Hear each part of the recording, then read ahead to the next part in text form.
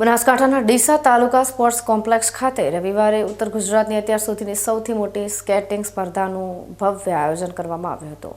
છેલ્લા 4 વર્ષથી સતત સફળતા મેળવ્યા બાદ આ વર્ષે આ સ્પર્ધાએ ગુજરાતનો નવો રેકોર્ડ પ્રસ્થાપિત કર્યો છે। ખેલકૂદ પ્રત્યે વધી રહેલા આકર્ષક વચ્ચે સ્કેટિંગના મેદાનમાં ખેલાડીઓ અને વાલીઓના ઉત્સાહથી એક નવો ઇતિહાસ રચાયો છે।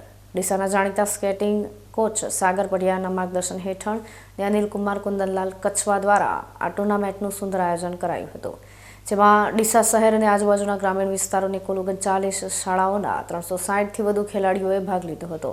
આશ્ચર્યજનક વાત એ છે કે ખેલાડીઓ અને 470થી વધુ વાલીઓ મળીને કુલ 812થી વધુ લોકોની ઉપસ્થિતિ સાથે આ વર્ષે ગુજરાતનો રેકોર્ડ બ્રેક થયો છે।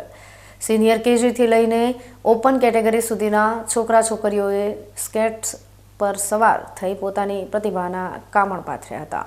કોચ સાગર પડિયાર, જેઓ છેલ્લા 13 વર્ષથી સ્કેટિંગની તાલીમ આપે છે અને તેમની પાસે શીખેલા અનેક ખેલાડીઓ નેશનલ લેવલ સુધી પહોંચ્યા છે, તેમની મહેનત આ સ્પર્ધામાં રંગ લાવી હતી।